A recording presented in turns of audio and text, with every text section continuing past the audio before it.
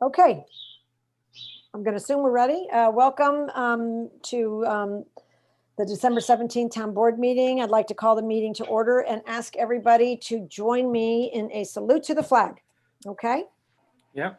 I pledge allegiance to the flag flag, United of the States of America, America, and to the to the republic republic for which it stands, one one nation, nation, under under God, God, indivisible, with liberty, and and justice for all.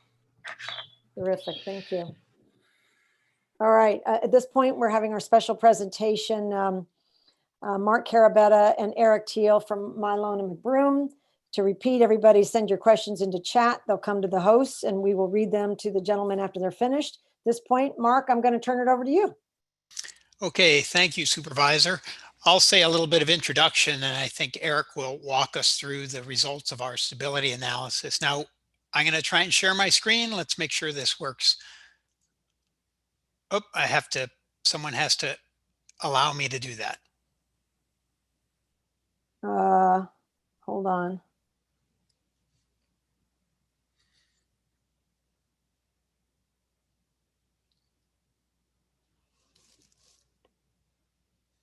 I don't know where that is, under share screen or under participants. There you go. Multiple can share simultaneously. That should work. All right. So I'm going to share that screen. Is it working? Yeah. Can everyone see the Furnace Pond Dam? Yep. That's a shot that our drone took of the dam while we were evaluating it. So we're here to talk about the Furnace Pond Dam and some of the evaluation we've done there and kind of walk you through our engineering assessment. Our involvement started here before we got involved in the engineering assessment. We were asked by the town to look at the hazard classification of the dam. The dam was classified as a Class B dam, which is intermediate hazard. And hazard classification has nothing to do with the condition of the dam. It has to do with the hydraulics of the dam. And if it were to fail, what kind of risk would it cause to safety and life downstream of the dam? So we were able to do that evaluation and have the hazard classification of the dam change from hazard class B, which is intermediate hazard, to hazard class A, which is low hazard. And that has some implications, which we'll talk about going forward as we go through the stability analysis. So kind of having cleared that first hurdle, then the town retained us to do a engineering assessment of the dam. And an engineering assessment has several components to it. We look at the hydrology and hydraulics. We make sure we check whether the spillway is adequately sized, and we look at the stability of the structure. We make sure that it meets the requirements of the gates to low-level outlets, and we'll walk through each of these components as we step through this with you.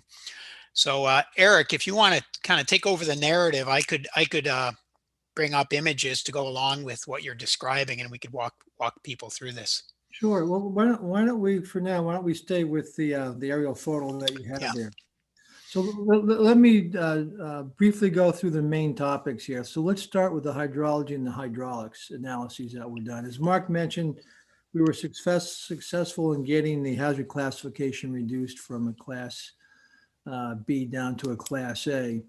And that means that we only have to pass the 100-year storm with a foot of freeboard is what the DEC requirement is. However, when we go through the calculations, we find that the 100-year storm out here results in about 6.6 feet of water going over the spillway section, as you see there. And then off to the left where you see the green chain link fence where the gate operators are, and there's a similar level off to the right side looking downstream. Those areas are overtopped by about 3.3 feet. So clearly the spillway doesn't have enough hydraulic capacity to contain all the water over the spillway. And in fact, a lot of the water is going to flow over the ground surfaces on the abutment areas, which are grassed and wooded right now. Just so everyone's clear, the spillway, the whole thing is the dam, this whole thing. But these are the spillway where the water normally spills over is just this section. I hope you can see my arrow. This section right through here is the spillway. And then these are the abutments. There's one on each side that Eric was describing. And those abutments are considered to be non-overflow sections. They were never designed to have water flow over them, nor the earth portions of the abutments to the left and to the extreme right. Fortunately, though, here, the dam in the spillway are founded on bedrock. It's a limestone dolomite formation. And the soil to the left of the gate structure there and on the right side that slopes steeply upward is a fairly thin veneer of soil. So normally DEC is going to require that the spillway capacity be increased so that it all is contained in the spillway and it doesn't erode and go over where it's not supposed to go. However, in this case, we have a fairly narrow valley. It's bedrock.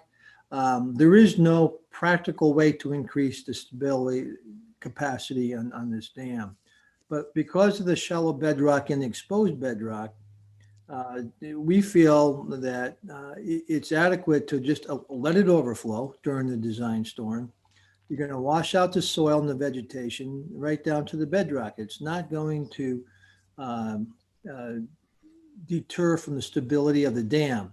The dam's on bedrock, the soil is a veneer on the sides, it washes away, and that's all there is to it. The dam is still there. So it's going to be our position, as we said in the report here, that we just let it erode.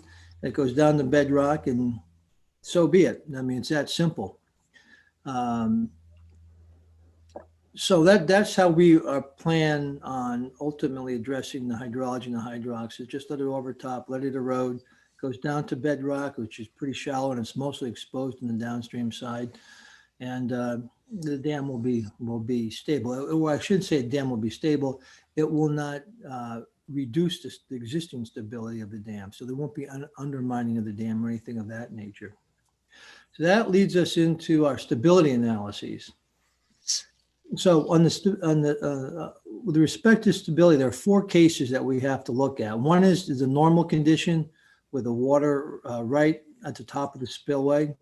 Then the next condition that we look at is the ice load, which is assumed to be 1 foot thickness of ice across the back of the spillway, and that exerts a force of 5,000 pounds per lineal foot. We look at that. And we also look at what that's called the spillway design flood. And that's when we have this 6.9 feet of water going over the spillway, which adds a whole lot more hydrostatic pressure to it.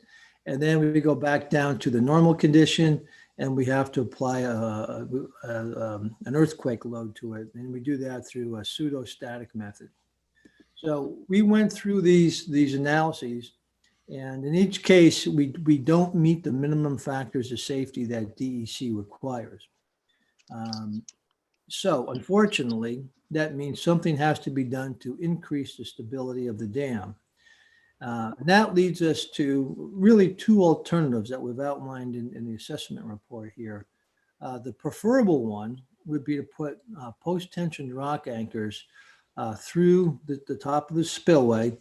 Now, the depth that would go into the rock and the spacing would have to be designed, but basically what that does is it clamps the dam down to the bedrock, and we put enough force on those anchors so that it boots up the factors of safety with respect to sliding and overturning, and we meet the minimum factors of safety. But in order to determine if that's really a feasible approach, we've recommended a couple of test borings be done through the spillway section. And that is, we need to understand what the spillway consists of. We know on the downstream side, we have pointed stone masonry. And on the upstream side, we have a concrete sloping upstream slope, and we have a concrete spillway. So we don't know whether that concrete goes all the way through, or that's really concrete veneer over stone masonry. That's what the borings will tell us. So we need to understand what the internal consistency of the dam is. If it's favorable for rock anchors, then by all means, that would be the most advantageous method for increasing the stability of the dam. With rock anchors, one of the things we would also have to do is put a reinforced concrete, I'll call it a facade wall, up against the stone masonry that Mark's showing right here on the downstream side. The reason for that is there's some bulging on the downstream side with some tension cracks that we've noticed. Kind of hard to see in the photo, but when you're out there, it is evident. And we don't know whether that's occurred, recently in the last 10, 15, 20 years, or it's been there for a long time and it's not moving anymore. It's probably due to water behind the stone, freeze thaw action, and frost heaving occurring. And we recommend that be monitored to hopefully make sure it's not a continuing phenomenon. But we would need to arrest that from happening by putting a concrete wall in front of that with the rock anchors. Now, if the rock anchors are not feasible, because let's say the dam is got nice stone pointed masonry on the downstream side, it's got a concrete veneer on the top and on the upstream slope, but that the interior portions of the dam are just boulder fill or something else, that you can't put rock anchors in. You can't put stresses on that. If that's the case, then what we would basically do is put a reinforced concrete buttress on the downstream side, which in essence becomes a small dam up against the existing dam. And that new dam, that new buttress concrete, would provide the resistance to sliding and overturning. In fact, it would also work as a spillway section. The water would flow onto that and then back into the plunge pool. So those are the two basic ways of increasing the stability out here. It's going to be through rock anchors or a downstream concrete buttress.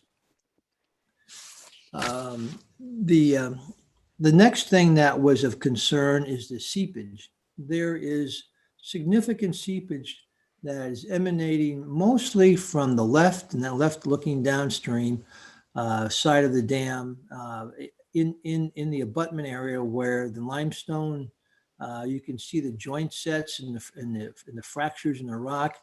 The water comes out of there at a significant velocity. It's more than just seepage. And it occurs for almost 100 feet further downstream through joint sets in the rock. So there's probably, we estimated with no water going over the spillway, that there's probably between 3 to 6 cubic feet per second of total seepage flow going into the channel, which is significant. It's not just a couple gallons per minute. That's a lot of flow. And with the dolomite limestone formation, as that water moves through there, it actually will dissolve the calcareous sections of the rock. And that's what a lot of the limestone caverns, how they're formed over many, many years. But this condition is only going to get worse. It's not going to self-seal or get better. So, Eric, let me just add there, in terms of the amount of seepage that you talked about. In certain years when it's dry and there's not a lot of flow coming into the pond, the seepage is so much that basically the level of the pond starts to draw down because all the outflow through the seepage exceeds the inflow and the pond starts to go down. And I know there were photos from I don't know, supervisor, what was it, the 80s when the pond was really drawn down just because of the extent of that seepage. Right. yeah, it's significant. And additionally, there is other seepage through the downstream face of the spillway where the stone masonry is, and a little bit on the right abutment area, but predominantly it's the left abutment area that's got the major seepage. They're really the only way to address that. Let me just back up. When the impoundment was emptied for our inspections, on the left abutment area, you could see areas where there had been a grout, a cementatious grout had been applied to kind of act as a seal or a plug to help reduce the seepage. And when you tap on that with a hammer, it's very hollow sounding. So it may have helped at one time, but right now that patch isn't really doing much of anything. what we would propose to do there would be to drill and grout all those joint sets, basically fill them with grout. And that would you never stop the seepage entirely, but you could easily reduce up to 90% of the seepage, which would be acceptable. The drilling and grouting program would have to be done with the reservoir impoundment drawn down. Otherwise, the seepage would just carry the grout away. But that would be a substantial grouting program to seal up all those voids and to take care of that.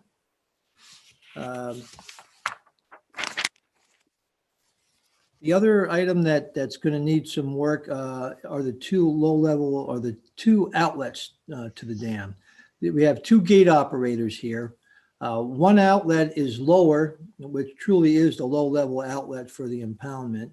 And there's another one which is connected to that steel penstock, which is a little bit higher. They both have wood slide gates that are inoperable, that are pretty well deteriorated. Based on the hydraulic analyses that we did, we determined that we would be able to discontinue any future use of the upper outlet pipe. That's the steel penstock that's corroded. You remove that, you remove the gate, and you grout up the void that goes through the concrete abutment. And then we go down to the lower orifice there. We need to remove the old wood slide gate, install a new slide gate and a new operator. And then we would need to do some repairs to that orifice, as the bottom is pretty well eroded. And that would probably include some grouting, as well as slip lining with a high density polyethylene pipe in there. But if we can restore that to an operable condition, and then that would meet DEC requirements for having an operable low-level outlet. So those are the main items of concern, of where future work and rehabilitation is going to be required to bring this dam back to where it needs to be compliant with New York State DEC guidelines. Now, in our assessment report, we've estimated a schedule here. And there are some things that can be done fairly soon that don't require a permit. One of those more important ones would be to commence with a monitoring program of that bulge on the downstream side, as I mentioned. We're recommending that be done on a monthly basis. And the intent there is to see if this is continuing to move or it's stagnant, it's not moving anymore. If it is continuing to move, that becomes a problem. And that could probably serve as a need to lower the impoundment to reduce the pressure on the dam if that bulge is continuing to occur. Because obviously, if that's occurring, it's decreasing the stability of the dam, which it already doesn't meet the required factors of safety. So those things can be done. The vegetation can be cleared out. The trees that are within 15 to 20 feet of the dam should be removed. All those things can be done without a permit. The next step, though, and concurrent with that, would be to drill the test borings through the spillway section, determine if rock anchors are applicable or not. And then based on that, the next step would be to go into final design, prepare the plans and specifications, the permit applications, and get it ready to be bid. And that will take quite some time. The schedule that we put together, basically, it looks like that by the time all this gets done, the permitting gets done, it really wouldn't be till 2022, that construction season, we think, before you could actually do any major repairs to this. So Mark, I'll turn it back to you. Sure. Well, I guess before we say any more, we should ask if there are questions on anything we went over there, anything needs clarification or anything like that. I have a question. The grouting procedure, is there a lifespan or expected lifespan on that we should be aware of? The grouting would done correctly would I don't want to say forever, but it will last as long as the dam will last. The grout won't a cementatious grout is not going to dissolve. It's not going to crumble or break or dry out. If it fills up the voids the way it's intended to do, it will be there for the duration of the dam. And have you done any cost estimate on the procedures that you're recommending? We've prepared some very preliminary cost estimates. I think, Mark, you have those numbers? I do, yeah. And some of these are, tasks such as the rock borings are further analysis to determine what would need to be done. And then that would lead to design and then a construction project. So I know Eric went through a number of things, and I'll try and cover those. And I kind of give a range for each one. But to have the test borings advance through the spillway and to set up a monitoring would probably be in the $20,000 to $30,000 range. Now, the rock anchors, if they're determined to be feasible, probably $100,000 to $150,000. Now, let me just stop for a second. Eric, when you were describing the rock anchors, I don't think you really got to if the rock anchors didn't work and you had to do the downstream buttress. Did you cover that? Yeah, I talked about if we had to do a downstream concrete buttress. Right. Okay. Sorry. So the downstream buttress is probably in the $100,000 to $200,000 range. And then the outlet repairs, the new gate that would make the low-level outlet operational, that's $100,000 to $150,000. They'd have to fashion a new gate valve.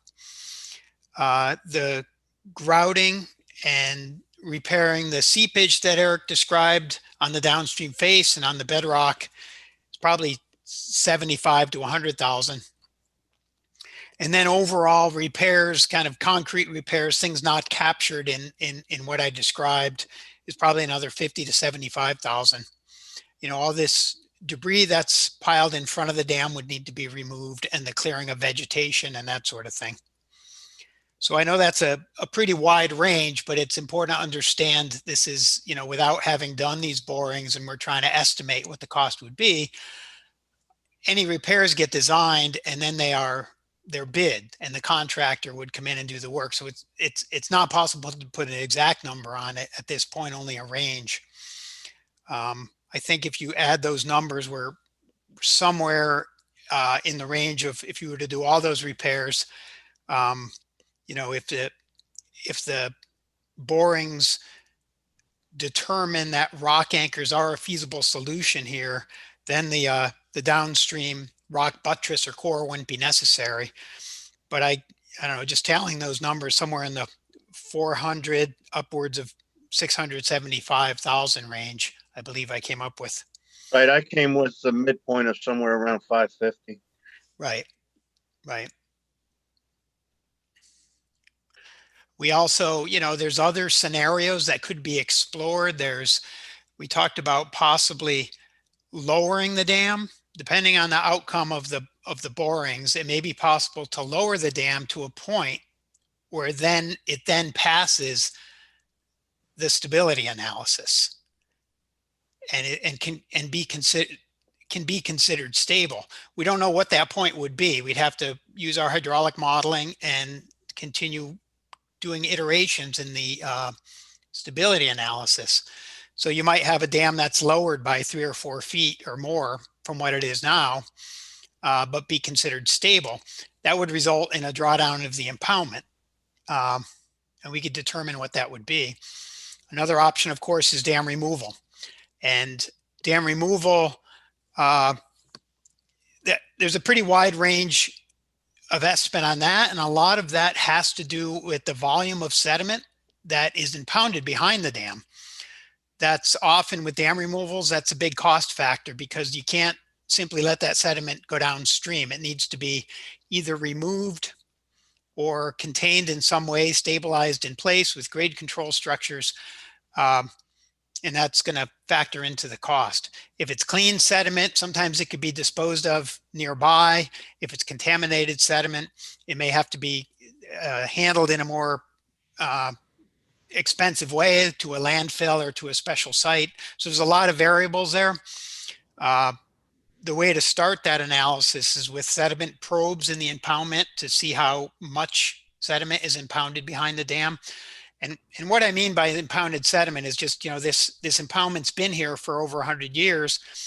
Sediment comes into the pond and settles, and it gradually fills up. You can see it in the photo here. It kind of fills up the impoundment over time. And if you were to just take that dam out, there's this whole wall of sediment behind the dam, and that has to be dealt with. But we put the cost of dam removal somewhere in the $250,000 to $500,000 range, largely dependent on the volume and condition of the sediment. Mark, what was that number again? 250 to 500 To remove the sediment? to remove the dam.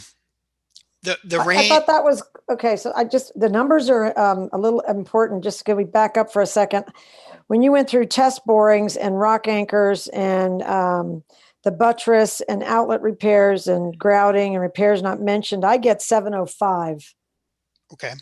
And I'm using max just because I don't want to underbid. So when we last spoke, and nobody's holding you to these numbers because these are ranges, but I've heard from a couple of people, and I thought we discussed this on a conference call, that to remove a dam before you get into the sediment, just to remove the dam, what's that basic cost? Are you saying that's 250?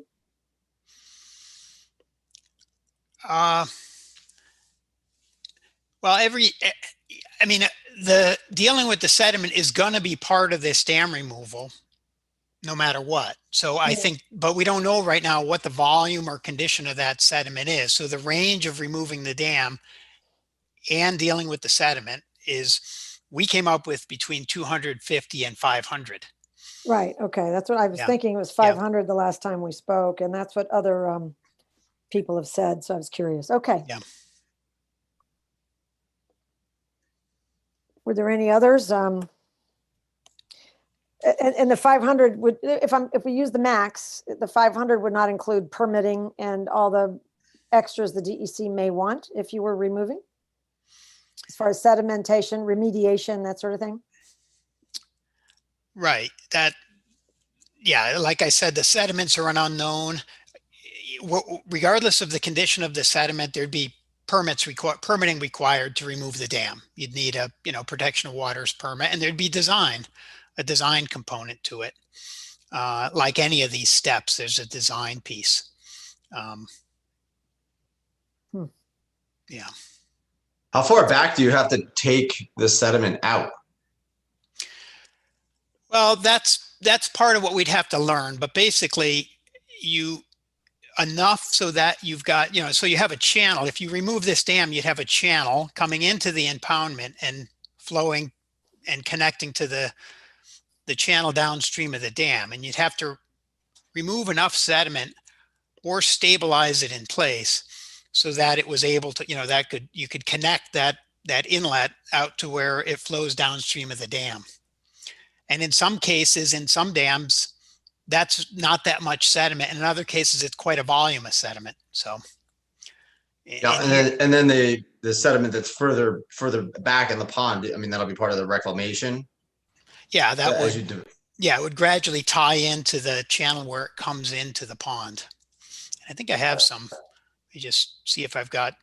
We flew our drone around, so that's looking back towards the boathouse. And here's what I wanted to show. So this is the pond is partially drawn down here for the purpose of our inspection. And this is where the water, I don't know, I don't think this is the main channel coming in. Well, maybe it is, I can't tell. But this is what it looks like coming in, and you can see how the channel's kind of cut into the sediment, and you can see cobbles down here like it's hitting the original channel bed. As you get closer to the dam, if the dam wasn't there, that would get a deeper and deeper cut, and we'd have to remove sediment and stabilize it in place so that it was a stable channel. And you can see here, I don't know the timing of this, but this has probably been dry, this area back here, and the vegetation grows very quickly on the remaining sediment. And it's remarkable how fast the mud that's in the impoundment becomes vegetated once it's drawn down.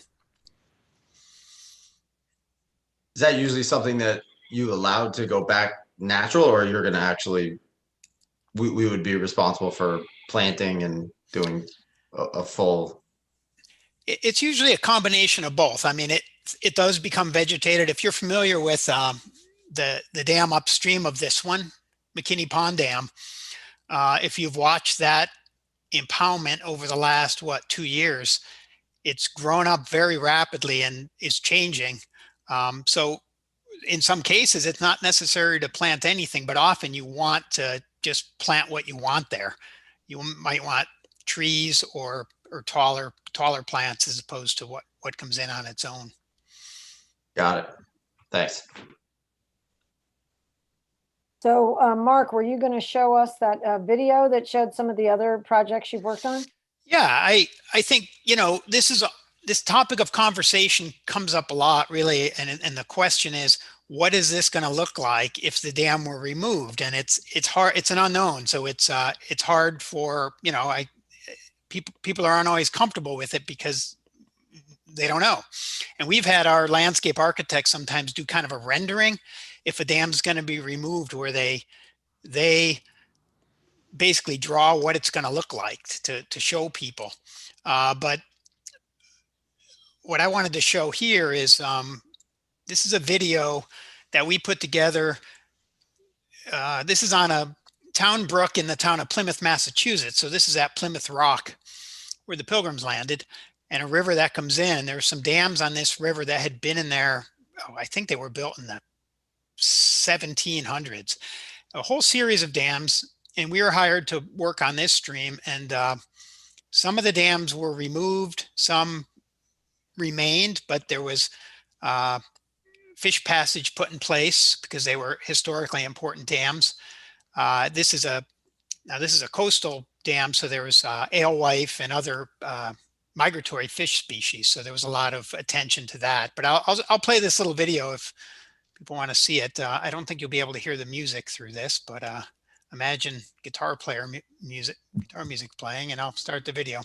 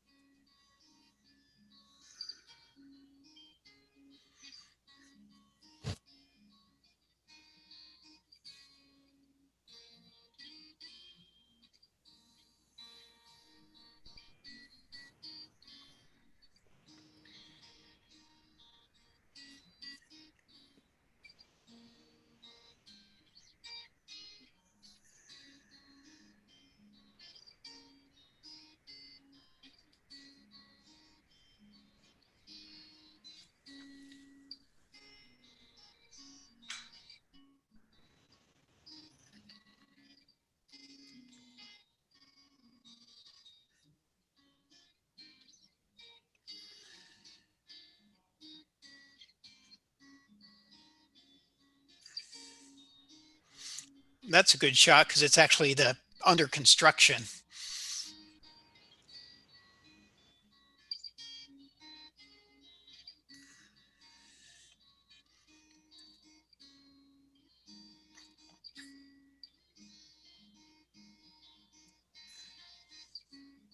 And that's a former impoundment right there. It's just much, yeah, that's the end of it. Oh, it's not over.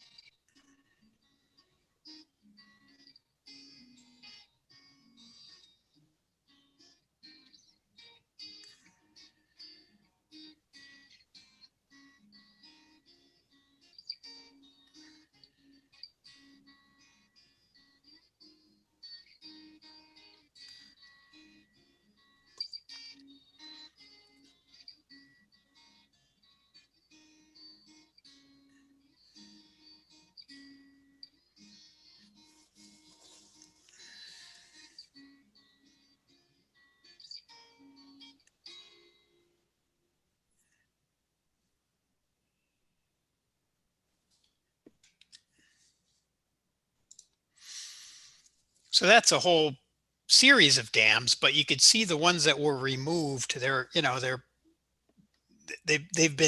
dams have been removed and the sites have been planted in an aesthetically pleasing way, and it was kind of made into a park.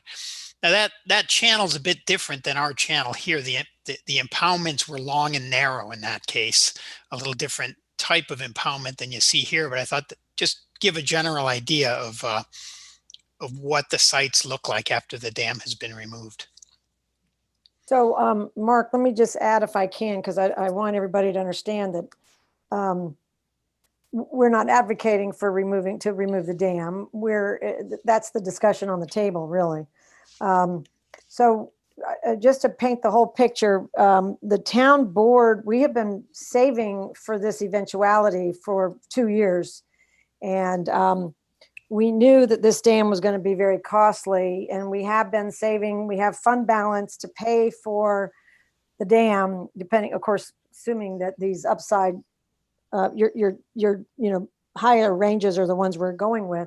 But we do have the funds put aside for it, and then we could fund it in any way using cash or taking a bond out or something. So putting the financials aside for a minute, I think that what we want the residents to give us input on is, Furnace Pond is a big pond, and people boat there, or they want to get back to boating there, but they certainly fish there. They hike around there, and it's actually, it's much broader and it's very beautiful.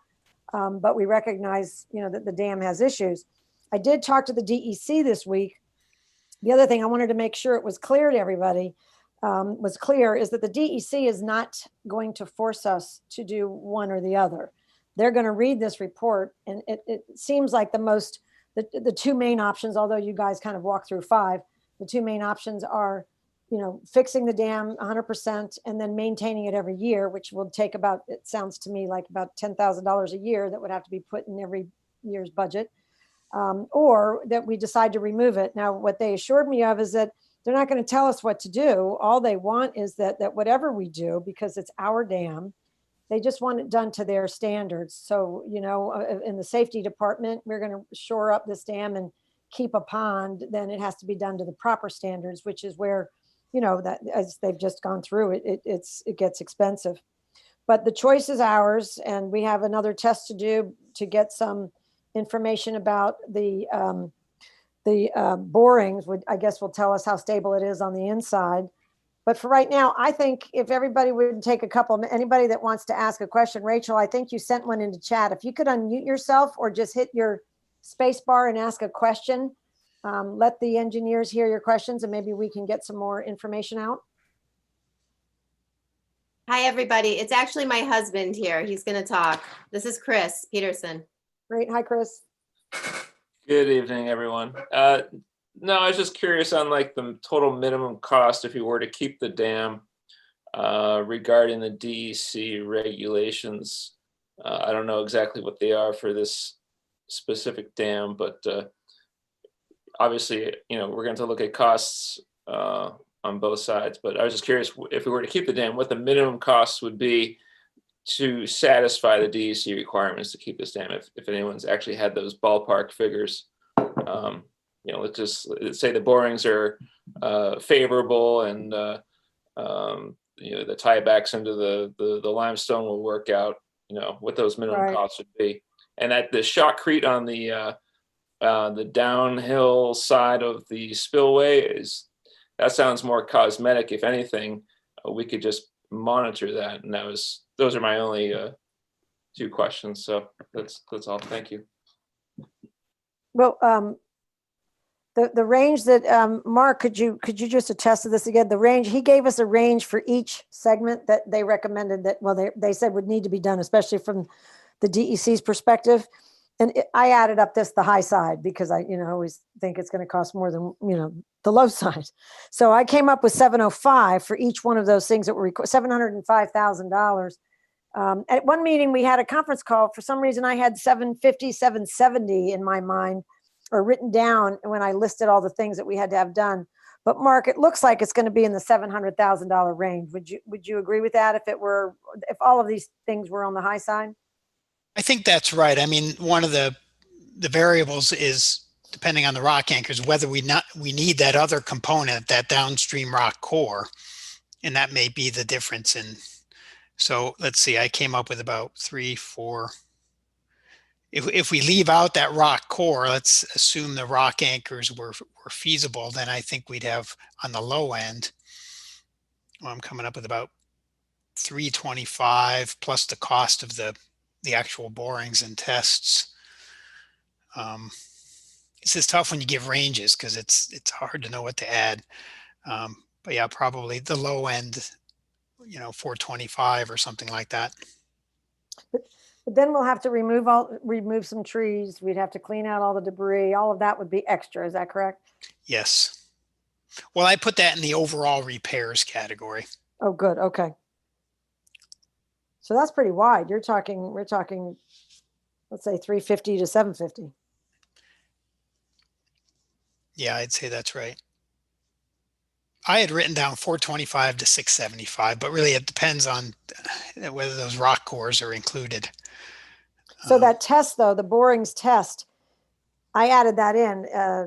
That's actually, that 30,000 is in the budget in case we go forward with that. That is that part of your total? I believe it was, yes. 3, yes. Okay. So that gives you an idea, Chris. Thanks, Betsy. Mm-hmm. Anybody else have a question?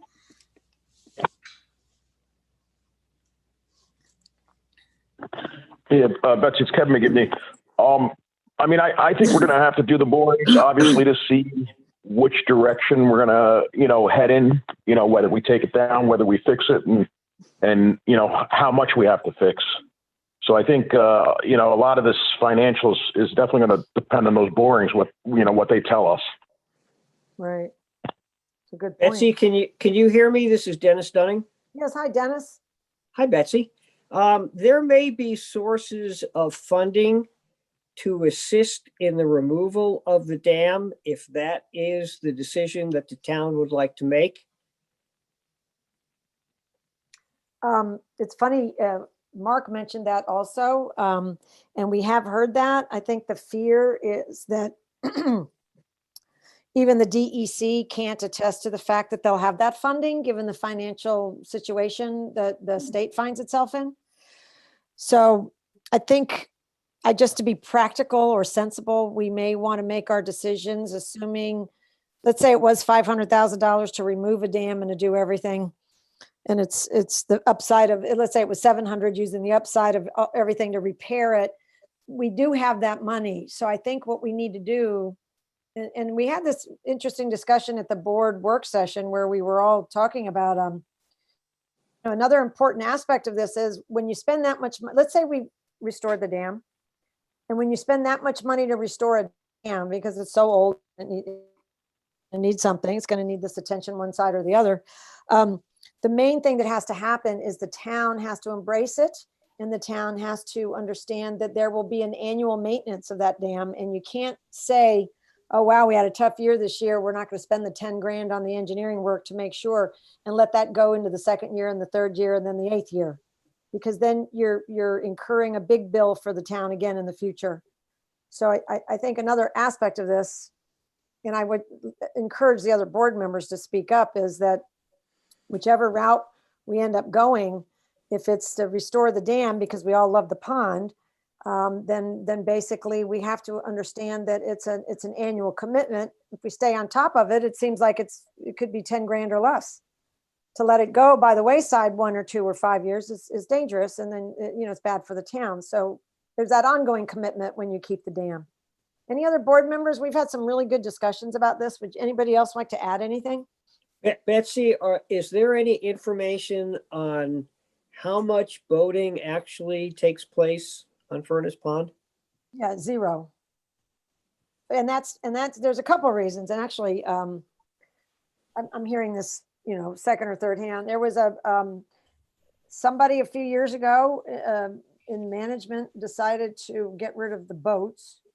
The The boathouse gets vandalized. We don't have cameras or anything up there. There are ways to fix it now that they didn't utilize before, and maybe they weren't as attractive before.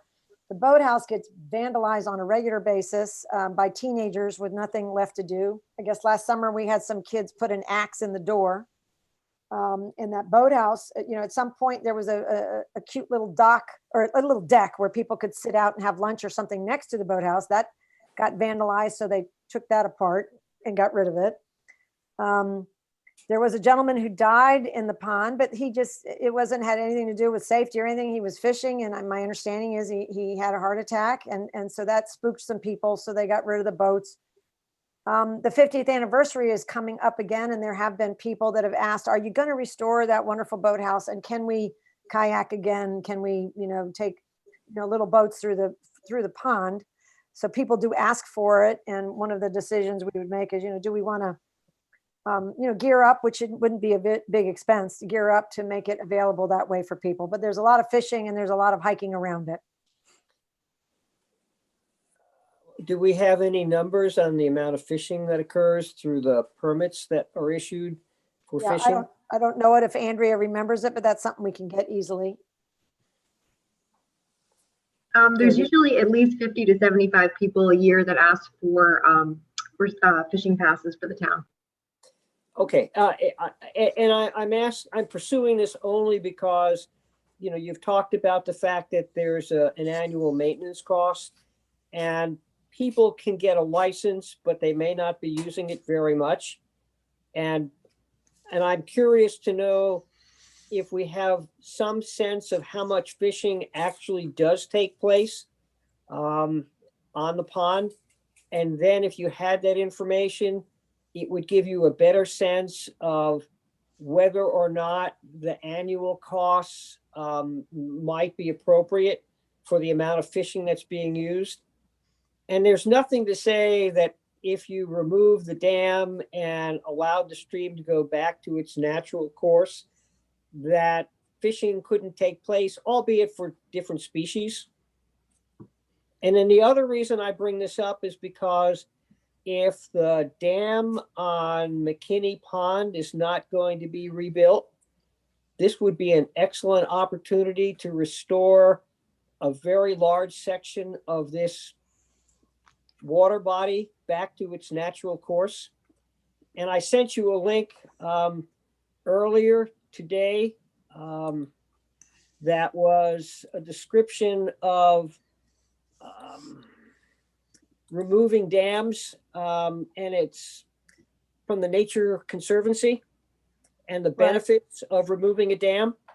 And it talks about what some of the benefits may be. And so if you're getting a sense that I'm leaning in that direction, I am. And so to me, from a business perspective, we need to know how much the pond actually gets used for, and whether or not, if we remove the pond, people would still use this section for hiking because you'd be able to see the natural stream bed. Well, okay, I'm going to always play devil's advocate here. Just because we have 26 people on this call, and we do want to encourage this discussion. I got an email from a resident today, and she wrote, the upkeep should have been happening on a regular basis. Wetlands is not a good choice. Unfortunately, over the years, this has been an unused area. Back in the day, my family, as well as Cub Scout and Girl Scout troops, utilized this area. Someone needs to step in and promote this. The rental boats have been gone. The rental space for fun sleepovers, all gone. It is sad. But my kids are older, so I suppose it doesn't matter much to me. Still, visiting your memories is a heartwarming thing to do. That's my 2 cents. And I think that basically it was, the pond was utilized for a lot of interesting things before. And there have been some that say, we inherited, again, I'm going to always just mention the other side of that argument. We were given this beautiful park and agreed to and embraced taking care of it for the future. And So some people would say that, that's our mission, that's really our responsibility, is to maintain it the way the family, Mr. Ralph Connor and Gene Webster would have expected it to be maintained, a place that they enjoyed so much. So there's definitely more than one way of looking at this. This is why this is such a good discussion to have. Would anybody else like to add or to what Dennis is saying? And Yeah, Betsy, I'd like to make a few comments regarding the rowboats. The recreation park manager and rec manager a number of years ago on his own decided to get rid of the boats without any advisement or awareness of the town board. He disposed of them on his own, and we were very disappointed that they were no longer there. Prior to that, he made it very difficult for residents to rent them. There was always an excuse why they were not available. And also the fishing has been declining because 2 years ago, all that sediment from the McKinney Pond Dam failure killed all the fish, and last year it was never restocked. So the fishing has been somewhat neglected. right. So those are all fixable, depending on how you want to look at it. I hope so, yeah. But, yeah. but if you look at the numbers of how many people are fishing, it's certainly gone down, but only because the facilities has been lacking. Yeah. I've heard those stories, they are kind of sad, just like this resident wrote us. Betsy, do we know anything about the natural fish that were in the waterway versus what's there now? And if there's any native fish populations that we could hope would be restored if the dam was taken down, or if that's not applicable in this instance? Rachel, I don't think I'm qualified. I think we need Carlos Mina to come in as one of our big fishermen to come in and give us maybe the park manager might know what fish are in there. I don't know. I haven't studied that, because we thought if we started to look at the approach of dismantling the dam, then that would be a big issue that would be an interesting issue for us to inform everybody about, but we haven't gotten there yet. Does anybody else know those answers?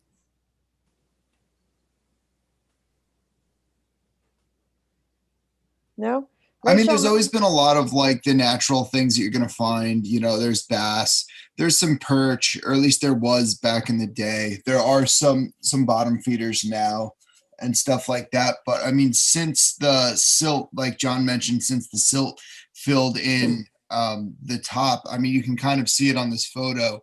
That was never filled in like that before. But I mean, since then, yeah, I know that we've lost a lot. I mean, especially from the dam above down into ours, the entire creek and then into this has been filled in. So I don't know the extent of what we've lost as far as fish.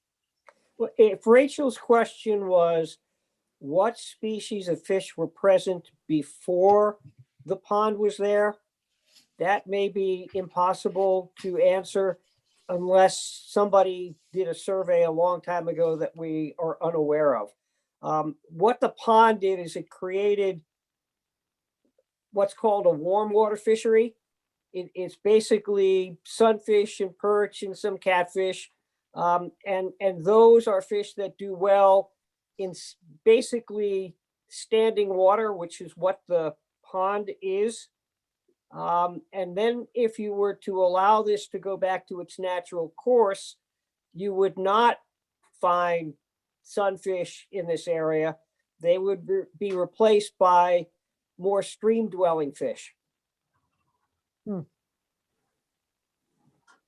Interesting. And it may be possible that you could stock it with trout, because what would happen is the water would be a little cooler as opposed to what you have now, because trout are not going to be able to survive and very well in warm water, which is what you get when you pond up a stream. I think he's trying to sell us on getting rid of that dam. No, So I'm just playing. I'm just saying, I'm exploring alternatives. Yeah, I saying, hear you. Rachel asked a very good question. Yep. What was there before? And I'm not sure whether DEC has records for before when the pond was there. I don't know Well, it's whether. part of the Fishkill Creek, Dennis, so I'm sure we could get that information. Hey, Betsy, it's Aki here. I've got a question. Sure. Hi, Aki. Hi. Can anyone on the board or can Mark or Eric speak to the sedimentation on the bottom, not near the dam, but on the bottom of the pond? Because like a lot of these ponds in the Northeast that were created by dams, it was because they were originally an industrial site, as this was a mine. So how does I don't mean, think what they kind of- tested for that. Did you guys? I don't think you tested. Did you, Mark? No, we haven't tested the sediment or probed it or anything. Is that a consideration? Is that something that, you know, is part of this conversation, this decision? If I would think that I would think that it would have to be because you don't know whether the sediments are contaminated, and I would think that DEC would want to know that before they allowed you to release it downstream. yeah, you'd need to know if you were going to explore the option of dam removal, we'd have to do probes to determine the volume of sediment and give some, tests of the sediment to see what kind of, for a range of things, to see if they were contaminated and to what level. And that would influence how it would need to be handled if the dam were to be removed. Can I ask a question along those same lines? This is Jen Rubo. Hi, Jen. Hi. Go right ahead. I'm just wondering if you know how deep the pond is and if it is filling in. Like, would it need to be dredged if you kept the dam anytime soon? We haven't taken measurements of the impoundment to see how deep it is. Any pond fills in that has a dam on it, it's just a natural process of sediment moving downstream. And it sounds like from what people are describing, a lot came in from, when McKinney Pond had a piping failure and a lot of sediment moved down. But, whether it would need to be dredged, that's just a question of how deep, you want the pond to be. But we haven't taken measurements on the pond itself, just the dam. I don't know if this is spot on, but when I spoke with the DEC this week, the only time that any kind of discussion about remediation was if the dam were being removed because they were concerned about the sediment moving downstream and what was in that sediment. But if we were just rebuilding the dam, there was no discussion. I asked them about dredging or testing, or they said, no, not if you're rebuilding it. It's just going to stay the way it is. And as long as safety standards, we're happy. But if you try to remove the dam, then the testing would have to be done. And at that point, they'd have to tell us, they'd get really involved with what we did with keeping everything from moving downstream. And there's a protocol for if you were to test the sediment, first you determine the volume by doing probes throughout the impoundment and determining the depth. You can calculate the volume, and then based on that volume, there's a protocol for how many samples you would need to test in order to, adequately cover the volume, and then you'd be able to make a conclusion about whether or not it was contaminated.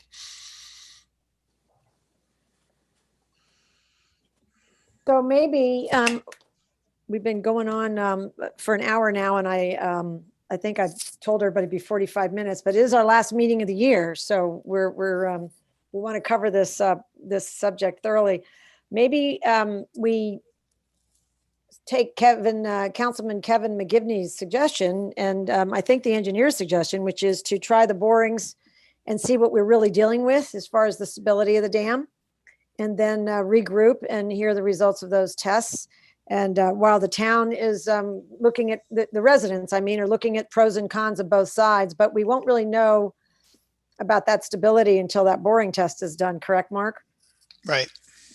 All right. So maybe that should be the next step, and people can still analyze and explore the pros and cons.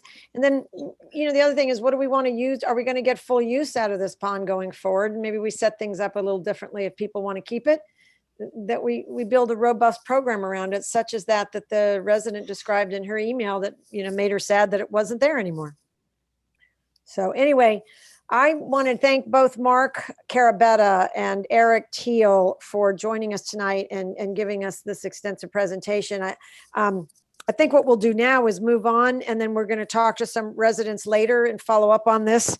And then we'll be talking, Mark, we'll be talking to you, right after the holidays. Sure. Does that make sense from a timing perspective?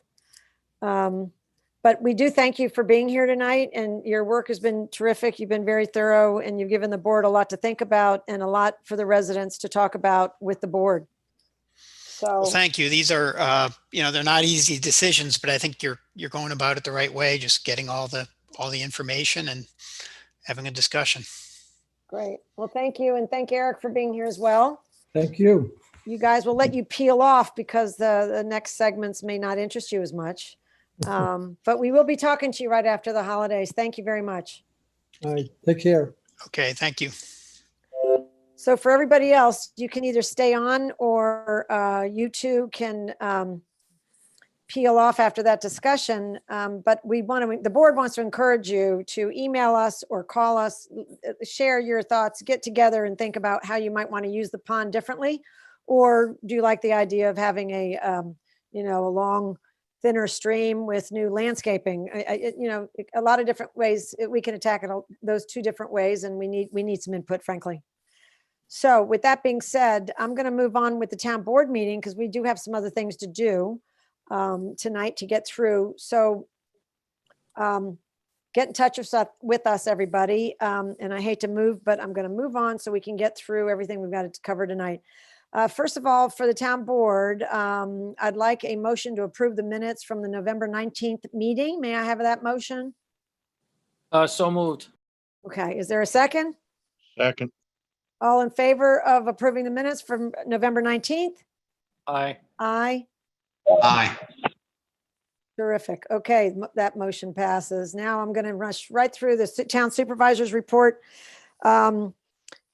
First of all, we'll give you a thorough analysis of the year in January. Our first, we're going to have our reorg meeting in January, but then the third Thursday we'll have our regular board meeting, and by then the books won't be 100% closed, but I will be able to give you a real close report on how we ended up with the year. I can tell you from a cash flow perspective, our total cash in through the end of November was 94%. So we're below obviously our budget and our goal, but our expenses have been down 83% versus what we were budgeting or what we were expecting.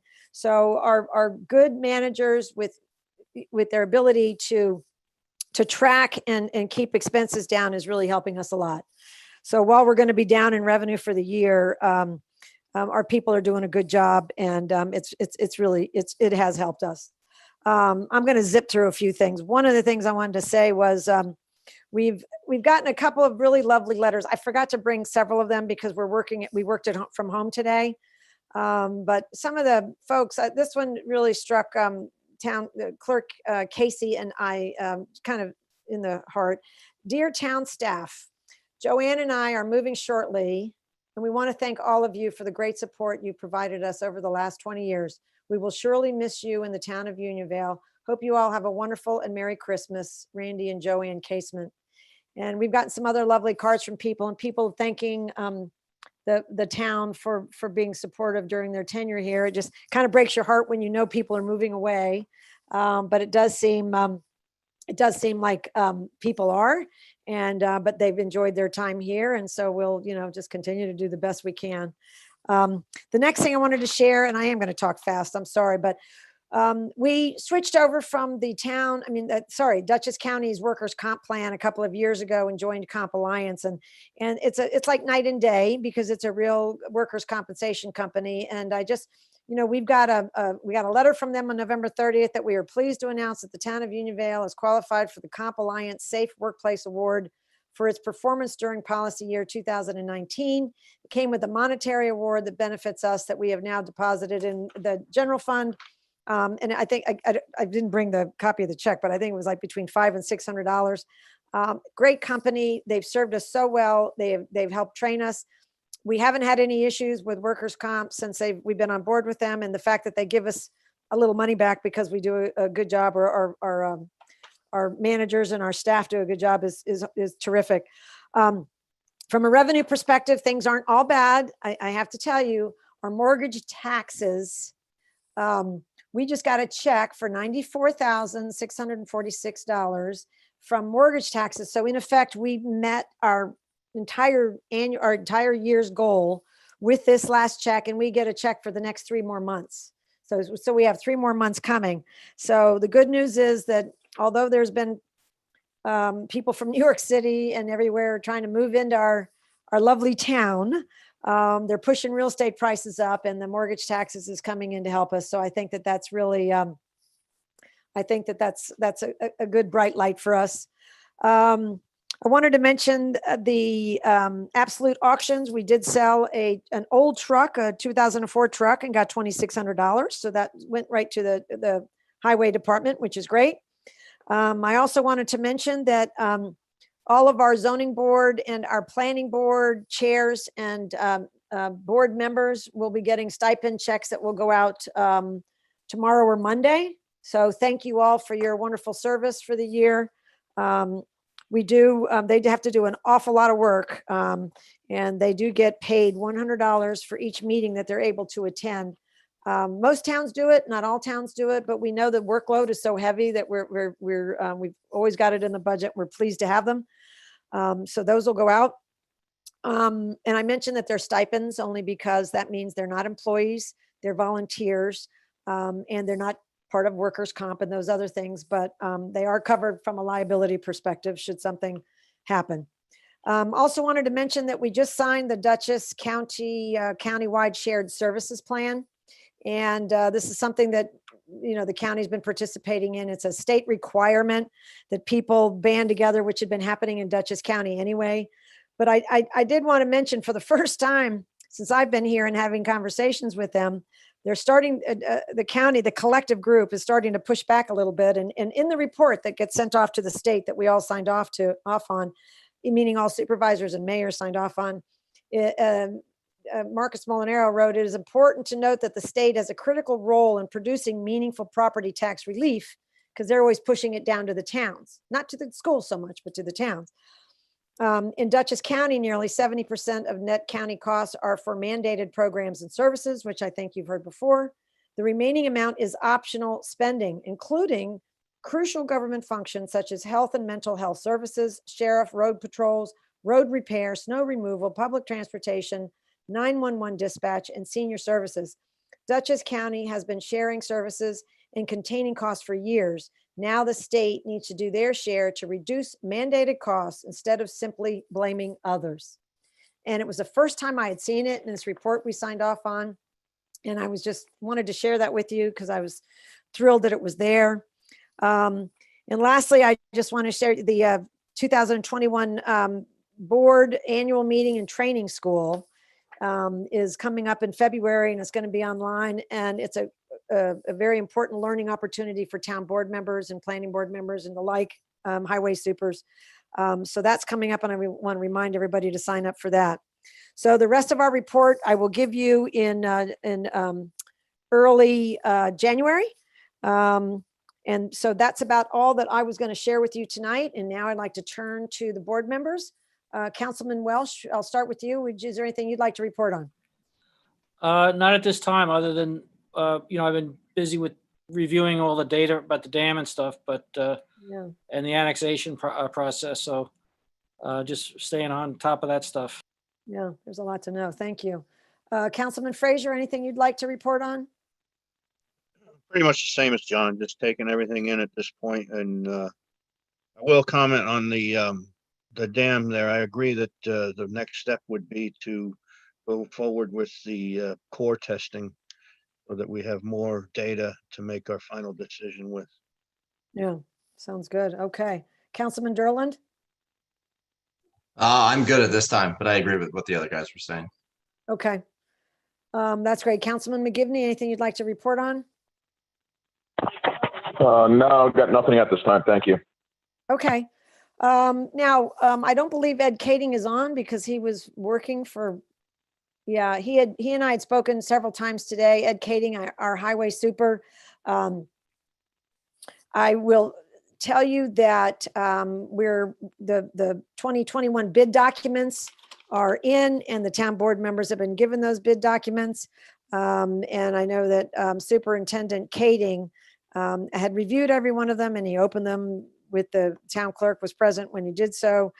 So his previous advice was to accept all the bids based on and use them based on job locations to save money in trucking fees. And we kind of reviewed that last year, and that was going to be his recommendation again this year. So during our motion section, I think we could talk about passing a motion that would allow us to accept the bids as outlined by the highway superintendent. He also wanted everybody to know that when we close up his year and we know exactly how much money he's got to work with next year, he had extra in 2020 and got a lot of roads done. And there's a few things that he has to finish off with some of those projects, and he'd like to embark on new projects. But working right now on the 5-year plan, he's going to look at the financials first. So the 5-year plan will be reviewed with the town and the town board on the third Thursday in January. Okay, because by then he'll have his numbers and he'll be ready to go. So those were the two most important things I can tell you. Betsy, can I just say one thing? Ed's absence for good reason. He's been plowing snow problems for the last 24 hours. So I like to thank him and the highway guys for keeping on top of it, doing such a good job. Yeah, thank you, John. I was just going to say that's why he was gone. And I know they met back at the highway garage last night at 7 p.m. and they were still going at noon today. They were working all night and they were doing passes, and one truck had a problem. So, you know, it's never without difficulty, but I think you're right. They did a fantastic job. And I think the county did okay too. As they reported in our 12 o'clock meeting, Commissioner Balkine felt like they'd done a pretty good job too. I haven't heard any complaints. So that's their story and they're sticking to it. Town clerk, Clerk Casey, did you have anything you wanted to report on? Wait a minute, can't hear you. Unmute. I just wanted to say that the 2021 recycling center permits are for sale. This is a little sample. I don't know if you can see in my light of what they look like this year. And you can purchase them either in person at the town hall through my window. You can also drop off your application and payment at the recycling center, or you can go online and purchase them through our web portal. There's a link on the recycling center tab as well as the direct to online payments. So all of those are good avenues, and we will get you them mailed as soon as possible. That's all I have this week. And they're beautiful and they hang from the mirror, right? Could I interrupt 1 second? Andrew, could you remind people too that new hours for Wednesday at the recycling center? Yeah, we're gonna 8 a.m. till 1. Yes, that is later in the meeting, but we will. It's under new cover business, that. Yeah, I think. Yeah, if not. Thank you, John. No, absolutely right. And the sign was just updated per the discussion we had at the work session, but we will cover that. All right, we don't have any, nobody signed up for public comments on agenda items, so I'm going to move right to our chair of the Conservation Advisory Council, Aki Bush. If I could turn things over to you and you could share with us your report. You got to unmute. Hold on a minute. There you go. Thank you, Betsy. I'm going to zip as quickly as you are and try and get through this. So our Conservation Advisory Council, we have Pat Cardellami, Rachel Von Wetberg, Jen Rubo, and me, Akiko Bush. And I just want to give you a quick update on what we've been doing for the last year. We are pleased to report that we're well along the way in developing the Unionvale Natural Resources Inventory. Sean Carroll, our resource educator from Cornell Cooperative, has completed the maps. And as you know, from previous presentations, aerial and base maps, maps of agricultural districts, farmlands, flood areas, steep slopes, and quite a few more. The maps are complete. They were presented to the town board in its September meeting by our consultant on the project, Nate Nardi Cyrus. And as you saw, they give us a tremendous amount of information that will inform planning, design, and review of new development, establishing a foundation for policies to protect our crucial resources, etc. We're now at the stage of working on the text narratives to accompany the visual material, with the goal of having the completed NRI maps in early spring, mid-spring. And our hope right now is to continue working with geologists, foresters, streamshed management experts, and others who can help us develop text narratives that allow residents and members of the general public to look at these maps and really understand clearly the information they're providing. Also, the CAC, because of the pandemic, we had to not go through with our food for thought events that we'd been hoping to do, but we did have a good one, great one in October. Food Truck was present, and we showed 2 short films, 2 short local environment films, one about the Hudson River, the other about farmscape ecology. We had 30 to 40 attendees, which we thought was a pretty good turnout for a cool October night. And we're now in plans for the 2021 range, and we're thinking of a presentation on the history of Time War Park and the furnace to help celebrate the 50th anniversary of Time War, of the Time War land being given to the park. Possibly management of invasive species, possibly beekeeping, possibly the cultivation of Christmas trees, and we're working on programming and scheduling now. The recycling center update, again, the virus has postponed our hope to have additional programs promoting the use of, promoting the exchange of household goods, books, toys, and furniture. We didn't feel that with the virus, it was really the right time to be going through other people's used things. The dam, in response to the engineer's report, which we just received, I think we'd like to provide the town board with information that assists in making an environmentally informed decision about moving forward. And then finally, managing mile-a-minute vine. Management of invasive species does continue to be a concern, and in 2020, we learned that funding for the Weevil program in Unionville had not been renewed. This program was geared towards the eradication of mile-a-minute vine on pretty vast acreage, mostly on land mostly owned by the Clove Valley Rod and Gun Club. So I think what we'd like to do is find out whether some kind of private funding can be used, or what we would not like to see the use of herbicides. But anyway, that's kind of something ongoing that we're dealing with, and that is to be continued. And I'm now going to just introduce, or rather reintroduce, Jen Rubo, who's one of our members. She's the director of the Environmental Cooperative at Vassar College Barnes.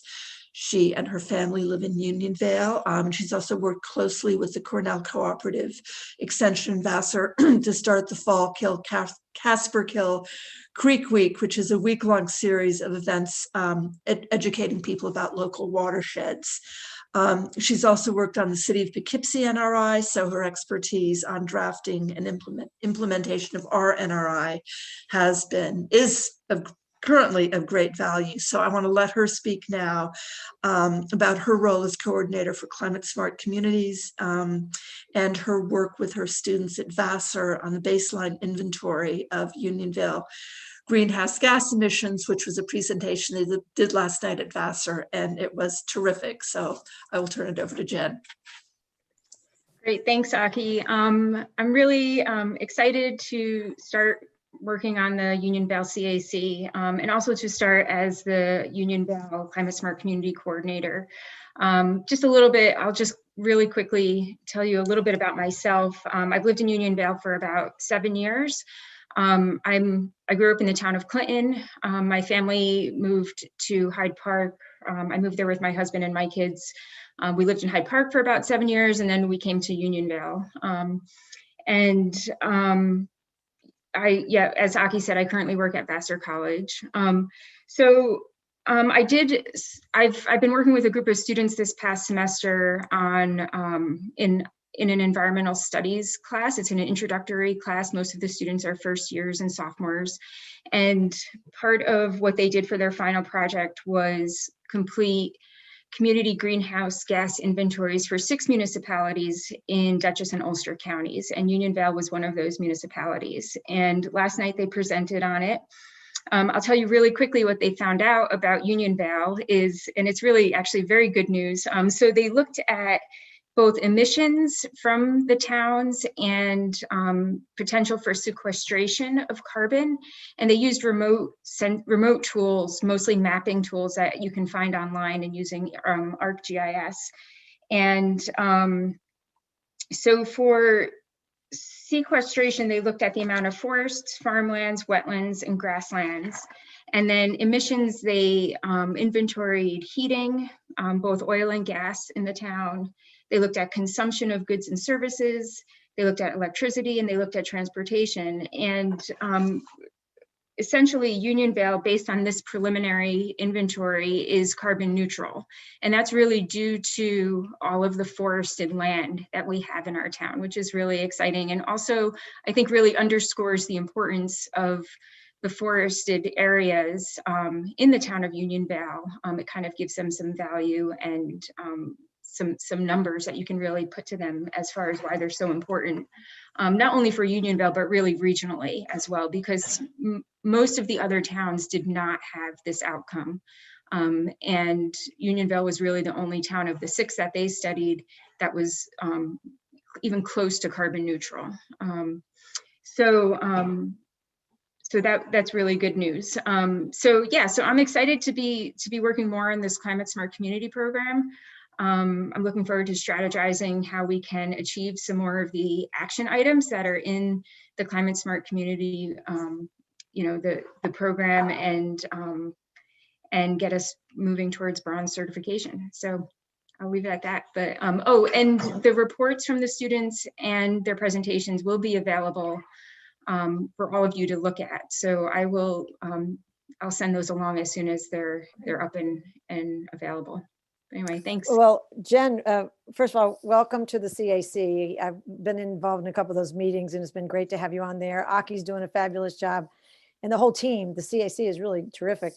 And but I don't know, with this good report from those Vassar students, it seems like your work is done here. I mean, right? You haven't even gotten started, and you've done a great job. So yeah, maybe. No, I mean, it's true. This is a preliminary report. It needs to be kind of looked over a little more closely. It's a great start though, and there's always ways to improve, right? There's always things you can always do better. So yeah, well, we really appreciate it. Thank you for helping us and taking this new project, the Climate Smart Communities Coordinator, on. So, and I know we'll be hearing a lot from you. So thank you for joining us, and thanks for. Now, you didn't say that you loved Union Vale better than Hyde Park, but we're assuming because you're here, you did. Is that right? Oh, of course. Yeah. Okay. Welcome. All right. We'll talk to you again soon. Take care. Okay. All right. Next up, departmental reports. I'm just going to jump in. I did forget. Mary Jean Calvi submitted her animal control officer's report, and it's really ebbs and flows, like she goes for a long time with nothing.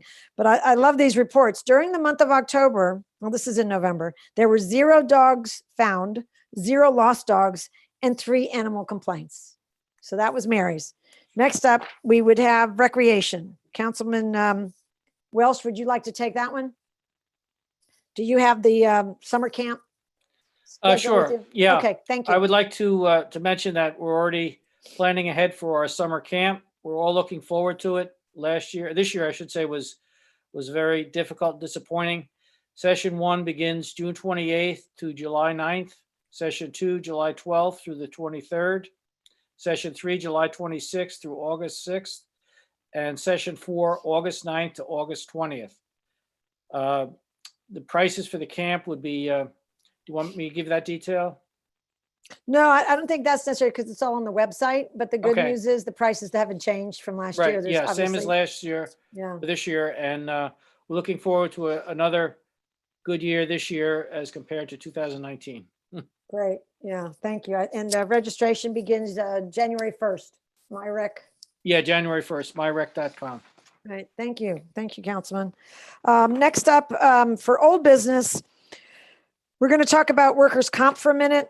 And at one point, I think I said I was going to keep this on the agenda every month, but I didn't, because there were many months that went by where there was nothing that happened. But the town board was given a letter that we received.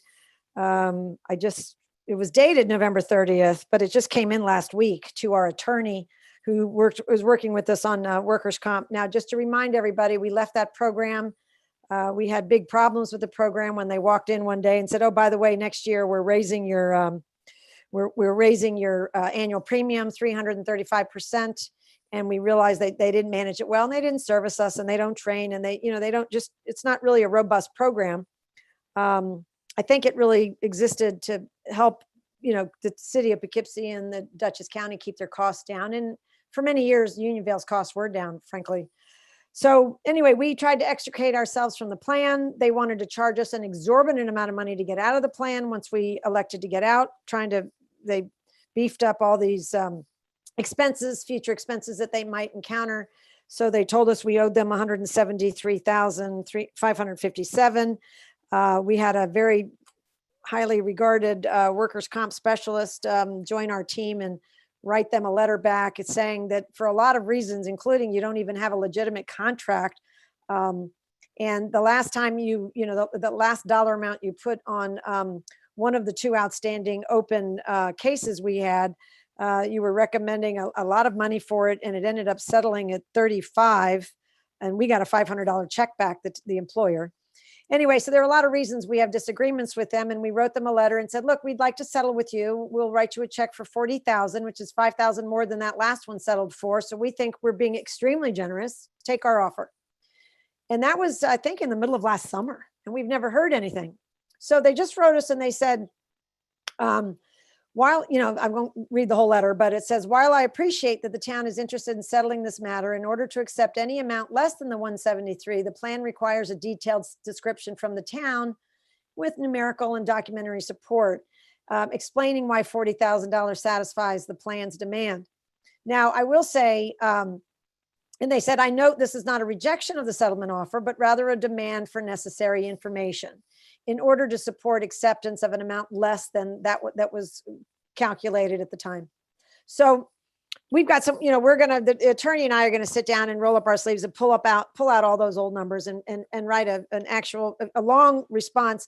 But I must say, I just feel like it underscores, the county's not extremely knowledgeable in workers' comp, because I thought his letter was very straightforward and explained everything in the 7 paragraphs or so. So I think we really do need to spell it out for them, and then show them why it would make sense for them to take this offer. The attorney is confident they don't understand it. So we're going to help them do that, and we'll keep you posted. Next, the solar development on Route 55 is under construction. George Kolb has been by several times to check up on them. We all agree the plants are a little shorter than we wanted, but they'll grow. They're nice boxwoods. It hasn't been painted black yet, but that will come as well.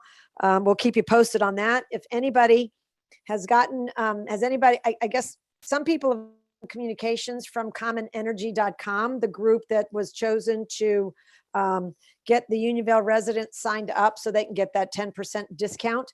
But a lot of people, including myself, and I think Councilman Derlin said the same thing. I believe that he hadn't been contacted yet, and we both signed up. But if you go to commonenergy.com and search for the Unionville section of it, you can go in there and re-sign up for indicate your interest, and then they will get back in touch with you.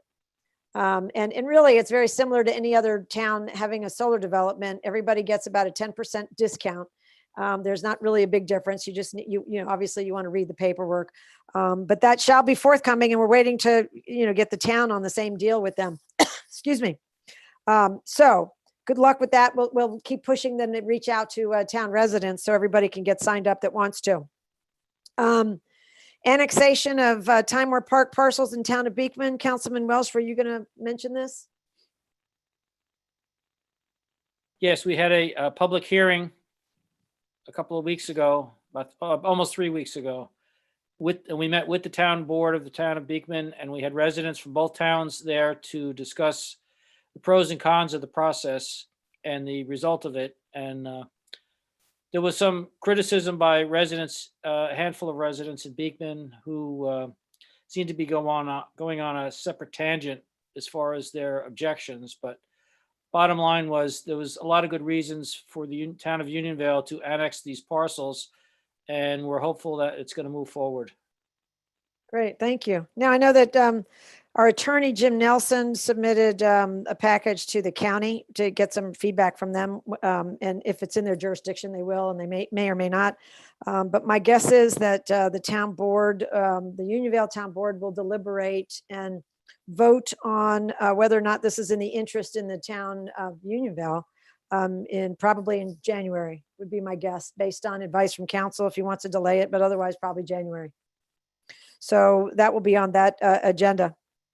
The new business, the town of Beekman recently submitted an appeal for the cell tower case that they lost last May. Now they waited in the last day, I don't know if it was exactly the last hour, but I don't understand exactly why they're appealing, because the offer from Verizon was for 2020. And we haven't gotten any new proposals for 2021. So as far as we know, it's off the table.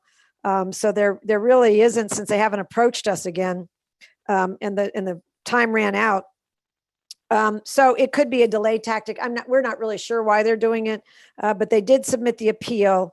They mentioned a lot of the same things that were in the first one. I don't know what that means in the eyes of a judge, but we'll have to respond to it, and we're going to be responding to it. It looks like we'll respond to it in January. And then that could be in the hands of a judge it sounded like we heard from our attorney earlier, it could be in the hands of a judge for a year. But we will keep you posted on that. The next thing is, the recycling center. Now, Councilman Welsh mentioned this earlier. The town board members received a recycling center tracking sheet. And one of the things that we just wanted to go over with you was we are still over 800 permit holders for the Unionville Recycling Center, which is great. We did this year in analyzing, and we've got a spreadsheet that we looked at with, front and back of, all the bulk items that people pay us to drop off at the recycling center. They pay for permits, and then they pay for garbage bags, and then people they have trash tickets, which is really for a garbage bag.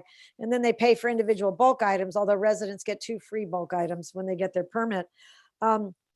It's a fascinating place to me. It's like a real commodities business. We used to be able to, we got paid for cardboard, and then they stopped paying us for cardboard. And then I was just told recently, cardboard's at a new high. So, you've got to figure out what you're going to, get paid for yourself and what you're going to have somebody else take for you. We were getting folks to deliver oil to us, and we had somebody pick up, automobile oil. We had somebody pick it up for free. Then all of a sudden the company called us and said, we can't do it for free anymore because our sources aren't doing it for free anymore. So now we charge people $1 a gallon to drop their oil off, so that these people, when they come and get it and they weigh it and they charge us accordingly, that we'll be able to cover our costs. So these things move around a lot. I did find out from talking to all of our vendors, every single one of them is raising prices next year. So all of them. And people have had a tough year, and a lot of prices have gone up. So everybody's raising their prices. So rather than raise prices for our residents and any users, our neighbors that use the recycling center, we're leaving at the same. But we did decide, to Councilman Welsh's, to piggyback on his reminder, one of the ways to cut costs is to close early on Wednesdays, because that's our lightest day of the week. So we're going to run from 8 to 1. And then on Saturdays and Sundays, nothing changes. And of course, our prices don't change. And I think that will help us. We try to zig and zag when these people change their pricing, and then we can adjust that again next year if things get back to normal. But we did want everybody to know, we just had the new sign made that will be hanging from there, but it'll be from 8 to 1. Did I leave anything out?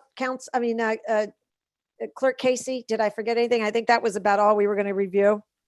Yeah, those were the only major changes, of course. And then, it's really nice that we have that new reporting data for this year. So you can, really drill down and see what people are using the center for. See what people are using it for. And I have to tell you, it's a quirky, charming place. And I think people use it. And it's very important that people know we're not trying to make money on the recycling center. We're trying to cover our costs. And if we're lucky, we can put a little bit of money aside and start working on, a cover for nice things that people bring when they're going to be taking things from other people again. And the booth will have to be fixed. So anyway, I think the 825 people or so that join it love the place. Next up under new business is 11 Timeware Park Road. We had a discussion earlier this year about getting that place rented. Well, back in March or back at the beginning of the year, we wanted to renovate it, and then COVID hit and we hadn't even gotten our, we had kind of an exorbitant estimate from one architect about renovating it as a wedding spot. And that wasn't going to fly, but we never had a chance to go to the next step and do a thorough review with others because of COVID. So basically, the maintenance gentlemen that we have that do such a good job took care of a lot of other things that they were able to take care of with COVID, stopping events. And they then got to work on 11 Timeware Park Road, which is the farm manager's house. We had a discussion in November with the board about let's try to get it figured out by the mid-December, or one of the board members wanted to hire a real estate person to help us rent it for January, but it didn't need to happen because the maintenance crew did a fabulous job improving the house so that we can command the higher rents that we want to get for this house. And then we got a tenant, our first tenant, started on December 1st. And we're thrilled to have such a responsible couple with no children in the house renting the property. So we're really happy about how all that turned out.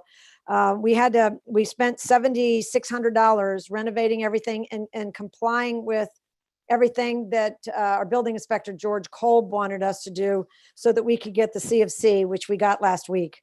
So we had to do some compliance things and some updates in the basement and thermostats and little things.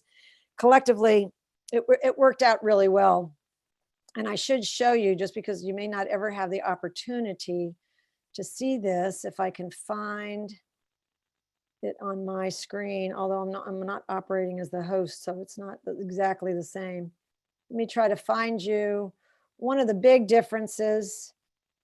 Hang on. Betsy, while you're looking, I just want to mention, having been there last week to look home over, our crew, Jake, of course, leading them, did a fabulous job upgrading things, painting everything, cleaning everything, and replacing what needed to be replaced. It looks absolutely terrific. Oh, that's great. Now, I don't know if, can you see this? Can you guys see it? Can you see this picture? No, I think you have to share your screen, Betsy. Yeah, I hit shared screen, but I don't know. Hold on. It worked so beautifully earlier, didn't it?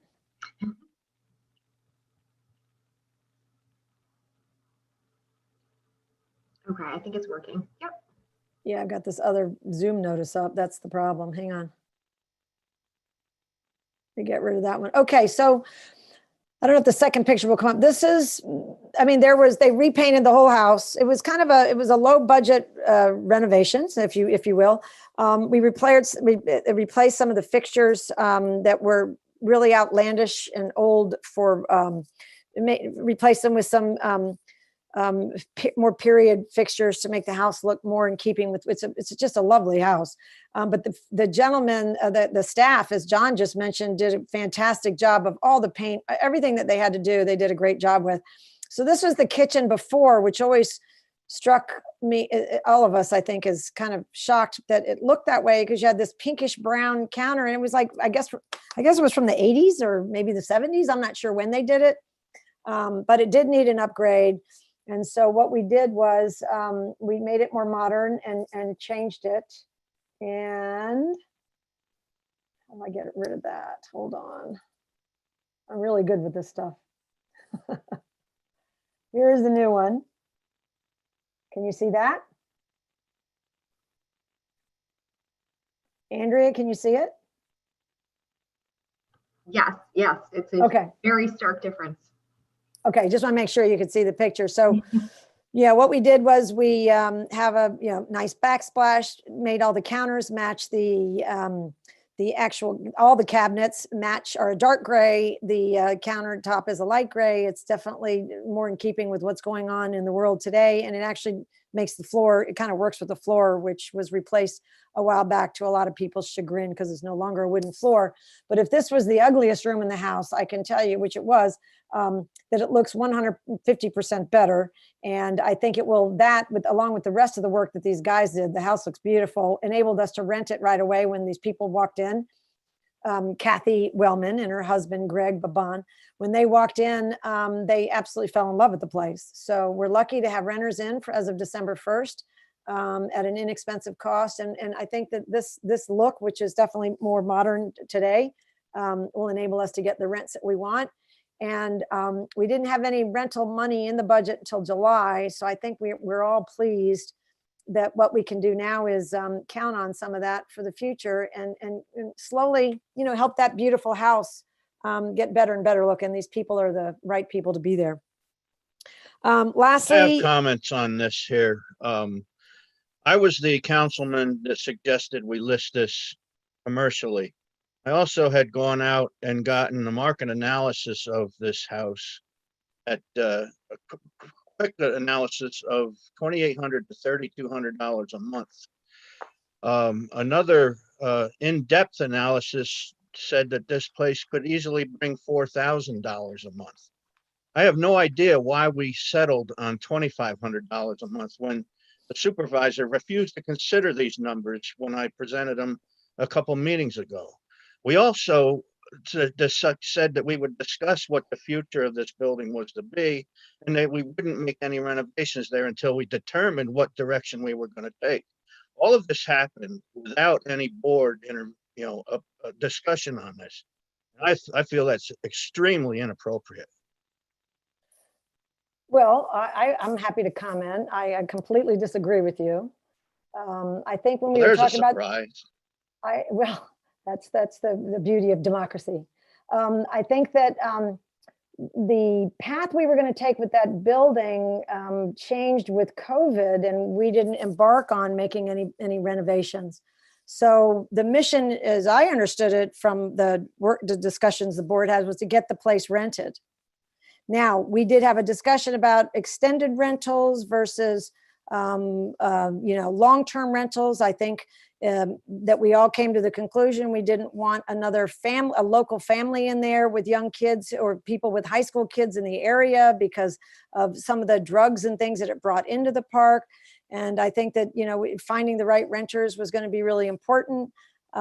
We took a lower rent for this particular couple for 6 months because number one, they rented in December. Which was a month extra rent that we would, it's almost the same amount, right? They're going to be there for 6 months, only we got the extra month. They didn't start in 5 months. They didn't start in January. They paid us in December. And also they were going to allow our maintenance crew to continue working on the house inside and out. There are things that the CFC that we got from Mr. Kolb required to be done, and that has to do with some of the outside things. There's a landing that's a problem. There's no step at the front door. So we actually had to put in the lease that the people keep those doors locked and not use them because they're close to the exit, which is required under the code. So George was happy. The renters were happy, and we will be allowed, when weather permits, to continue to work. Now, those people could continue to rent it for another 6 months, and the rent goes up to $3,000. And if they leave, then we're going to market it to New York City people, who everybody, I think, pretty much agrees that you can command a higher rate from people coming from the city. So the number of 3 to 4, even 5. One person mentioned 5, which I think might be a reach, but with the pool right nearby, some other people think that's the case. Personally, I think the house looks great. They did a terrific job. We're lucky to have good, strong, solid citizens as renters. We got an extra month out of rent. It's not in the budget until July. I think we should say thank you to those guys for doing a great job. I have no issue with the work that our Parks Department have done, and I appreciate everything that they do for the parks. You used the word "we" in your rebuttal here several times. I was not part of "we," and I want to go on record stating that I am opposed to the agreement that was made here. A, because it was not done with the board approval, and B, because it is far below the market value for this house. I feel our residents deserve to see market value or better on anything that we do for them and get them the best bang for their dollar. I just I'm not in favor of what has happened here at all. Well, let me make a suggestion to you, Councilman Frazier. You need to respond to texts and emails that the town supervisor sends out, because we voted on this Text rent. We messages voted and on this emails are rent. inappropriate methods of discussing a topic as Well- this. This should have been in a meeting where we could have had an open discussion. I'm not going to We listen had an to, open discussion. we had no it at- open discussion We on had it this at the at work all. session, and I was told to get it done by December 15th. And I did. That was not what, that's not what that discussion entailed at all. We were going to make Okay. a decision on this meeting here, what the future of this building would Any be. other because councilman You that have was put in this that off for meeting 2 remember years. this? In the meantime, have lost over $50,000 in revenue on that house. Well, I believe back in November, we had a discussion at the work session, and it was agreed you had to mid-December to get a tenant lined up in that house by January 1st. That was not the agreement that I understood. The way I understood it was we were going to make a decision on what the future of that house would be. I That's could have not had the it way I back understood back it. in October when we had that discussion. Steve, why do people you waiting to care? go Let me into just this say it. We place. got the house rented. The house looks good. I agree with At Councilman below Welsh. market value and done in an inappropriate method without town board approval. Well, we all discussed it. You were the only one who This didn't should have been respond. done at a public meeting. You were the There only should one have who been a didn't resolution respond. to sign the contract. No, this is the same contract we used last spring. It's the same exact one. We decide in resolutions every business item that we do here. No, we don't. Except for this. The supervisor was told to get this done, and that's what happened. I And don't we don't recall do that at everything all. by You resolution. show Well, me, you show me the minutes where that's the case. Steve, So- Steve, it's Kevin. I do recall at that meeting that we did discuss when we were discussing the realtor that we said, let's try to do something by December 15th. Let's try to get it rented out without a realtor. And if we can't do it by December 15th, then we would move forward potentially with the realtor. What's the point of doing that if it's far below market value? We're losing over $1,800 in this 6 months minimum of we were going to rent it $1,800, for even if we $3,000, went with the Steve. low end of the market value. Well, I think that we figured because we thought we would be able to rent it for 3,000, that if we got an extra month at 2,500, that covers 5 months of an extra $500 on a 6-month rental. This should have been a group discussion where we all sat together and hashed this out before a decision was made. There was Well, no documentation of any rent estimates that I ever saw. I had documentation and nobody was interested in looking at it. Well, you I could have think- sent them to us. So I think it's a done deal. We have a signed lease. I think we're thrilled with the house. We're thrilled with the tenants. I was told December 15th. That's the way I interpreted it. I discussed it with the other board members based on those marching orders, got it done. I feel like it's a positive thing. But if you don't, I would just advise you, if you wouldn't mind in the future, being a little more communicative and responding to things. And then when you weigh in and we understand, because you were also upset that the cabinets might get painted and things that had to do with decorating. Yeah, and stuff. exactly. Those cabinets are baked on polyurethane material that is about as durable as it can get. You start painting those things, and that's a continuous maintenance project now for our park staff. And they have more than enough work to do than to be going in there and repainting those cabinets every year or so, which is going to happen if you want them to look the way you want them to look. Yeah, well, isn't it interesting? They loved those cabinets, and I think they can speak for themselves. Well, and let's take a look at them a year from now. it's a small issue, Steve. You should say thank you. Thank you to those guys for getting the job done, and thank you for I the said right tenants. from the beginning, I appreciate very much the work that the Parks Department does here. It's unfortunate that they've been directed to do things that don't make sense. All right, Councilman Frazier, I'm, that's enough. I think we've had enough. Let's go on to in the agenda. And the next up is a list of budget transfers and the HR and an HR issue I wanted to bring to the board's attention. One of the things that's come up is that we've had the board was given some information on an employee who we use an ID number, so it remains confidential as to who this employee is. But this person is on salary, and the person is somebody who has 3 part-time jobs with the town. They combined into one job. And this person does a very good job. And recently, well, in November, had the person's spouse had a terrible accident during which they could have died. They were almost going to helivac this person up to a hospital, and they couldn't. They couldn't get him moving. They were worried about that. So there was a terrible. I don't know. It just sounded like he could have drowned. He could have had a lot of different things happening. He ended up breaking 2 legs, and he's in incredible pain. So since November 16th, this salaried employee has been working from home, which we're all able to do now because of VPN and access to the servers. So what we're doing is we're tracking, and this, again, it's a confidential sheet, but by name, but we're tracking the number of hours that this employee is working every day, and then the number of hours that she's short. And so we're tracking how that's working. So right now, because of all of his surgeries and his being rushed to the hospital several times, she's 57 hours in total short. She works, full time. So she's 57 hours short. So the way we're handling this is we're tracking them daily. And when the event season kicks into gear again, which we're all really happy about, this person is going to be working on Fridays and extra time for the hour and checking them off until we're completely whole again. And I just think I wanted to bring it to the board's attention to make sure they knew that we were tracking it. Sometimes people have family events that they can't do anything about. And one of the reasons you work for a municipality, I think, occasional ill tempers, putting those aside, usually it's a wonderful atmosphere to work in, but the salaries aren't that great.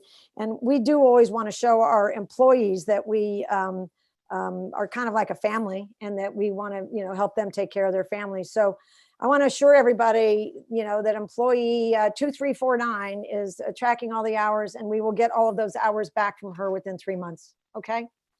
So that being said, the next thing up is our budget transfers.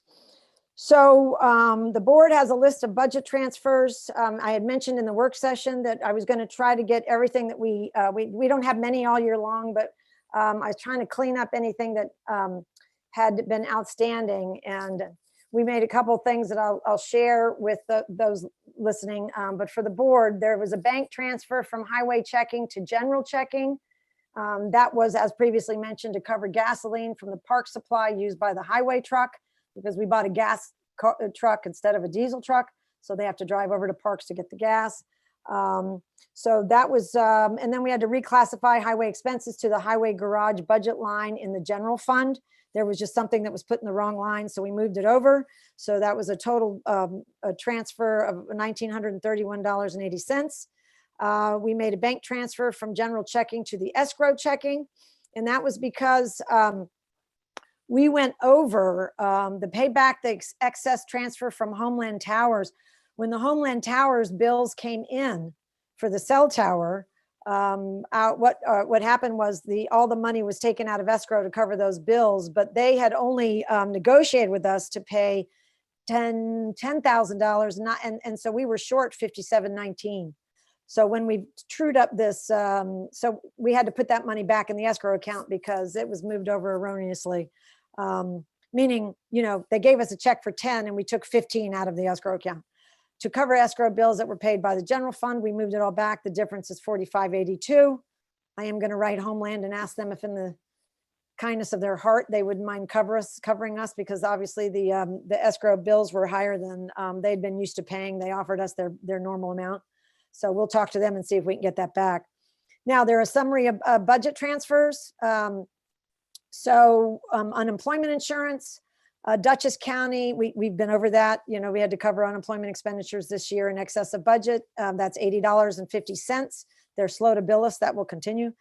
The Duchess County, they charge us back every year for the bill that they, you know, when they print tax bills and that sort of thing. It was higher than expected this year. That was $63.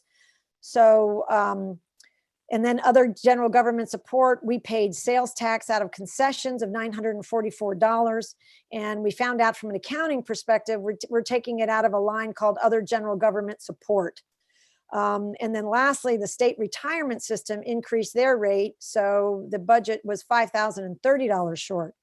So we have elected and recommend moving all four of those charges, unemployment, Duchess County chargebacks, sales tax for the state and state retirement, moving it out of the contingent account that we have this year. And so the total contingent account uses for 2020 was $16,656.92. We'd already spent about 10. So in addition to that, there's $6,000 here. That's in the sheet you were given. Does any board member have any questions about those transfers? On the next page, we have to have a budget amendment to make the A fund switch of proceeds from the unclaimed property. Remember that tractor that got dropped off and the highway department ended up selling it after doing a big thorough search.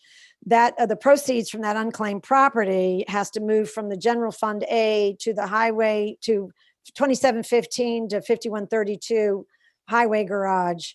Because we had a revenue increase and an expenditure increase, we voted to permit that money to be moved in so that we could contribute to pay for that salt shed roof. So that was a total of $12,362. So that would require a budget amendment. Now, just for practicing, because we have some, excuse me, interesting meetings coming up next year, I set this up as a consent agenda. But we don't use those very often. We've only done it once all year.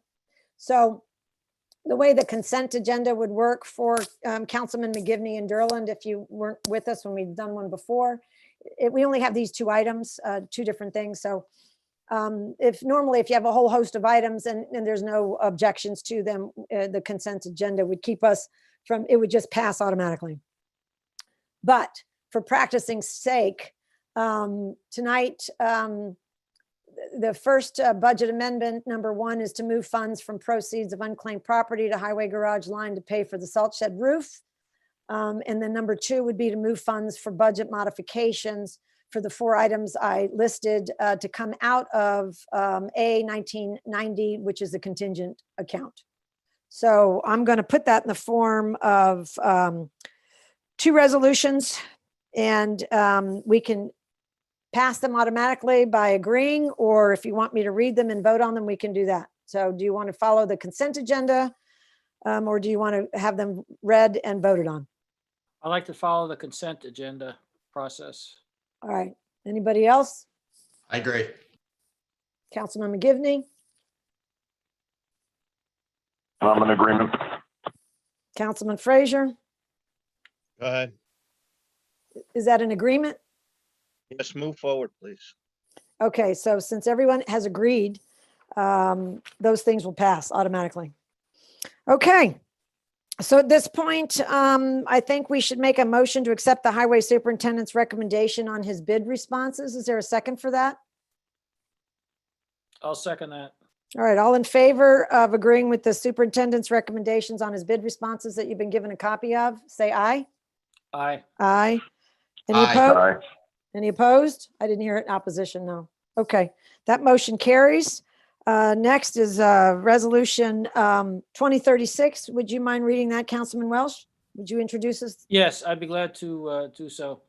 Resolution 20-36, resolution authorizing retention of counsel to respond to civil litigation being brought by the town of Beekman. Whereas the town of Unionville has been served notice that the town of Beekman has filed an appeal to the Article 78 challenge they lost in May of 2020 in the matter of a cell tower in the town of Unionvale's town park called Timor Park or Timor Forest.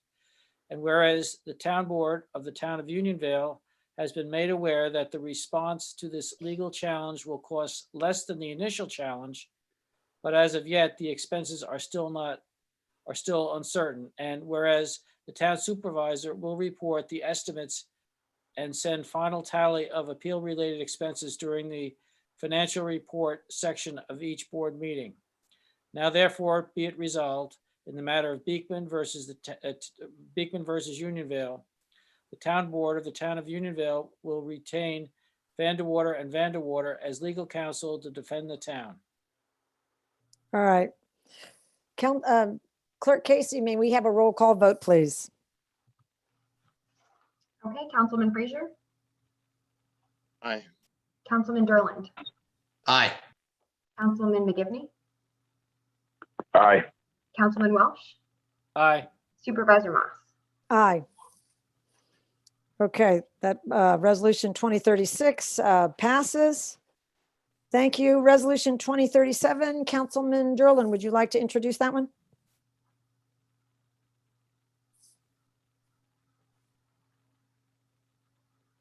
Wait a minute, Councilman Derland, could you unmute and Sorry, I hit it. Sorry. All right. Resolution 2037, resolution setting town board organizational meeting for Thursday, January 7th, 2021. Whereas the town of Unionvale board meetings are generally held on the first and third Thursday of each month. And whereas the town board of the town of Unionvale has set the organizational meeting in January. Now therefore be it resolved that the town board of the town of Unionvale schedules a town board meeting on Thursday, January 7th, 2021 at 7 p.m. thank you very much. Clerk Casey, may we have a roll call vote, please? I'm sorry, who seconded that? Is there a second? I'll second it. Okay, Councilman Frazier, Aye. Councilman Derland, Aye. Councilman McGivney, Aye. Councilman Welsh, Aye. Supervisor Moss. Aye. Thank you very much. Resolution 2037 passes. We have approved our budget adjustments by, we've approved the consent agenda. May I have a motion to approve the warrants and pay the bills? So moved. Is there a second? Second. All right, all in favor of paying the bills, say aye. Aye. Aye. All right, that motion, that passes as well. Thank you very much. I believe there was nobody signed up for public comments on town issues. Therefore, we need a motion to adjourn the meeting, and thank you all very much for your patience tonight.